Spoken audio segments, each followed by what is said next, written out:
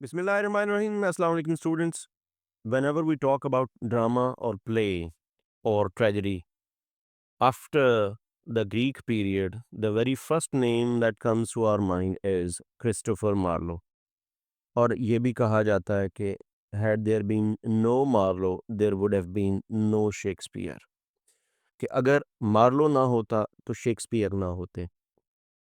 Christopher Marlowe का role और उनके जो स्टेटस और जो पोजीशन है इन रेनेसां लिटरेचर, इन रेनेसां ट्रेजेडी, प्ले, ड्रामा या ओवरऑल अगर हम लिटरेचर में इनका प्लेस देखें तो ये एक बहुत वाइटल और बड़ा बेसिक रोल है इनका।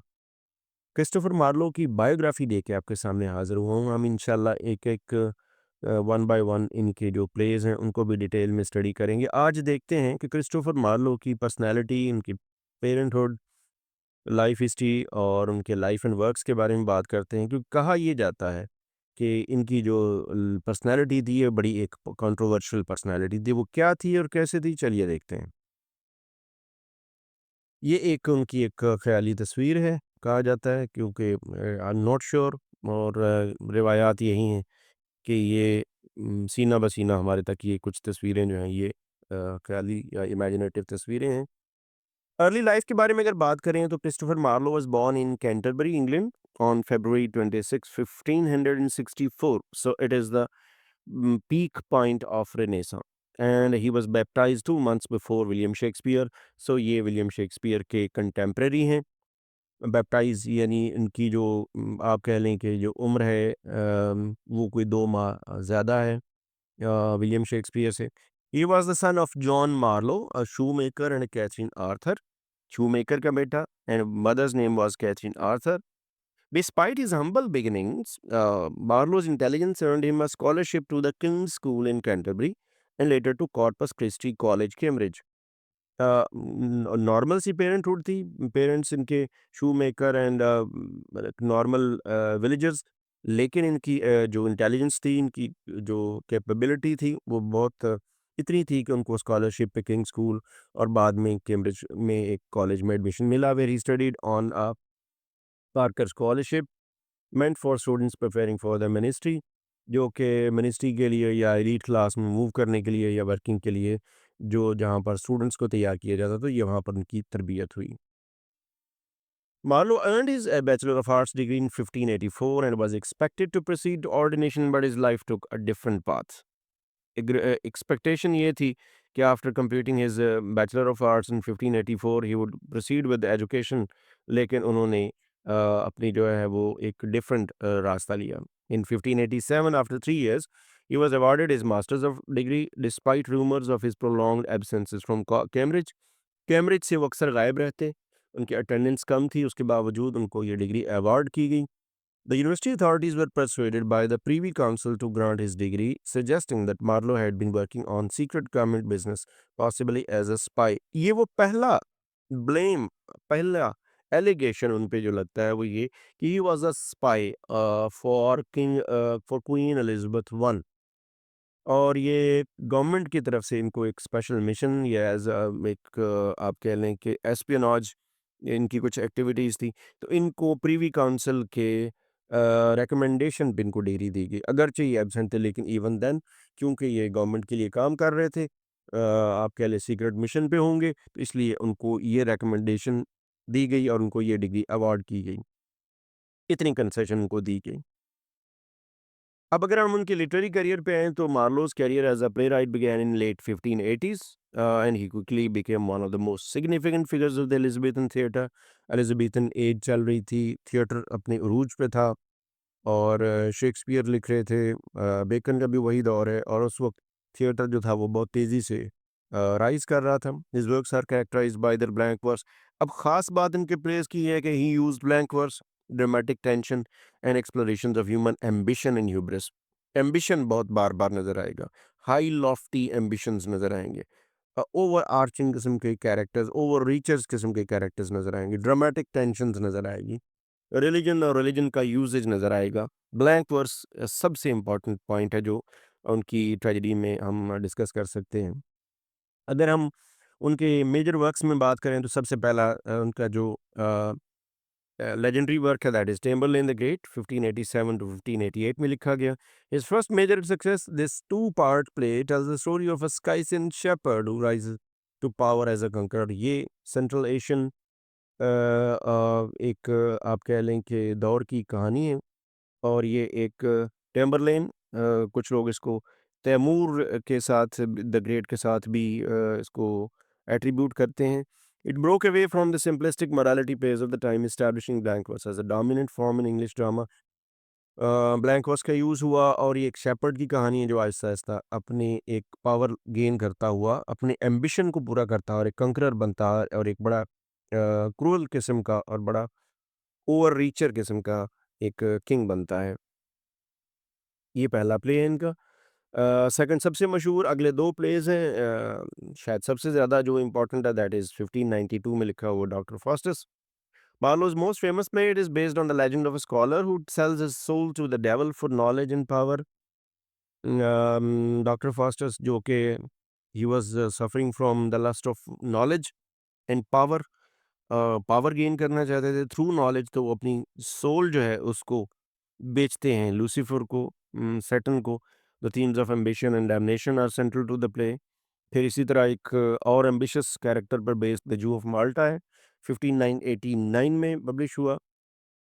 A dark comedy about greed and revenge centered on Barabbas, a wealthy Jew betrayed by his society. It critiques religion and politics with biting satire. Religion, politics, lust for wealth और greed, revenge, ये सारे themes लिए हुए इंशाल्लाह later on इसको भी हम discuss करेंगे। डॉक्टर फास्टस भी डिस्कस होगा। इसी तरह कुछ इनके माइनर प्लेज में आ जाते हैं। एडवर्ड टू है, a history play dramatizing the life and downfall of King Edward two. The play is noted for its nuanced portrayal of power, loyalty and same sex relation. इसी तरह hero and Leander है, इनकी death के बाद publish हुआ। An unfinished narrative poem completed by George Chapman after Marlowe's death. It recounts the tragic love story of Hero, a priestess and Leander. Last Dido queen of Carthage 1586 का है। It was co-written with Thomas Nashe. This play details the mythological story of Dido and Aeneas. ये mythical story है। ये चंद एक है, लेकिन major अगर मैं ये कहूँ कि हमारे कोर्सेज में और हमारे यहाँ जो ज़्यादातर क्रिटिक्स जिसके ऊपर काम करते हैं या जिसके ऊपर जो बहुत ज़्यादा एनालाइज किए गए वो टेम्बरलेन द ग्रेट है, डॉक्टर फास्टस एंड जू ऑफ माल्टा है। अब अगर इनकी कंट्रोवर्सीज़ इनकी ज़ात से अटैच्ड बात करें तो एस्पियोनाज और एस्पियोनाज का सबसे बड़ा इनका ये जासूसी का इनके ऊपर इल्ज़ाम था। मार्लो's life outside of writing was shrouded in mystery and controversy. He was rumored to be involved in espionage for Queen Elizabeth I's government. Scholars speculate that he worked as a spy under Sir Francis Walsingham, tasked with gathering intelligence on Catholic plots against the Protestant crown. इनके ज़िम्मे यह था कि queen Elizabeth one की खातिर के लिए Catholic जो plots थे अगेंस्ट प्रोटेस्टेंट क्राउन, ये क्योंकि प्रोटेस्टेंट थी क्वीन, तो इन्होंने ये सुराग लगाना था, इसलिए एक सीक्रेट मिशन दिया गया था। Marlowe was also a controversial figure for his outspoken views. इनके जो व्यूज़ हैं वो भी बड़े आउटस्पोकन और रिलीजन और मोरालिटी के अगेंस्ट समझे जाते थे। He was accused of atheism, heresy and subversive behaviour. A manuscript allegedly attributed to him claimed that he denied Christian doctrines and believed religion was a tool for political control. और ये जो point है इसका हमें reference जू of माल्टा में भी मिलता है। He was against Christian doctrines and he was considering religion as a control as a tool to for political control. Actually ये सब कुछ हो रहा था, but when it comes to writing तो जब कोई लिखता है तो फिर उसको बहुत ज़्यादा अथॉरिटीज़ और जो स्टेट की पावर है उसकी तरफ से फिर रेजिस्टेंस का सामना होता है। तो ये कुछ उनकी कंट्रोवर्सीज़ उनके ज़ात से साथ अटैच्ड हैं। इन्हीं कंट्रोवर्सीज़ ये जो थी they resulted into his mysterious death on 30th May 1593। हुआ क्या, he was fatally stabbed in a lodging house in Deptford during what was officially recorded as a quarrel over a bill।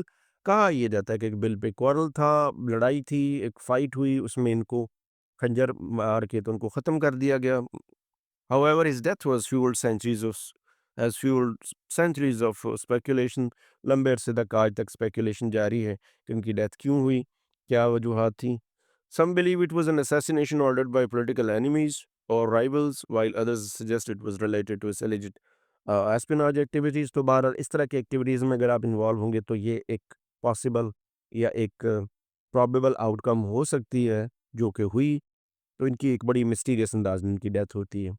His legacy was great. अगर हम ये कहें कि Marlowe के बाद का जो प्ले है वो एक्चुअली मार्लो का ही फाउंडेड प्ले है, उन्हीं की बनाई हुई बुनियाद है, जिस पे अगली एलिज़ाबेथन ड्रामा और लेटर ऑन मॉडर्न ड्रामा की बुनियाद पड़ी। Marlowe's influence on English literature is immense. He introduced the use of blank verse, unrhymed iambic pentameter। इनकी जो सबसे बड़ी कंट्रीब्यूशन समझी जाती है वो ये है कि इन्होंने ब्लैंक वर्स को ड्रामा के अंदर इस्तेमाल किया। Unrhymed iambic pentameter in drama which profoundly influenced contemporaries like William Shakespeare, उन्होंने भी फॉलो किया। His protagonists, ambitious, often tragic figures, embody the Renaissance spirit of exploration and defiance of traditional limits. Great characters produce किए। Despite his brief life and career, Marlowe's works endure as masterpieces of Elizabethan drama, offering insight into the complexities of human ambition, morality, and power। तो ये ambition, human ambition, morality, power, religion, एक आप कह लें कि एक urge for power, urge for urge in lust for power, money, knowledge.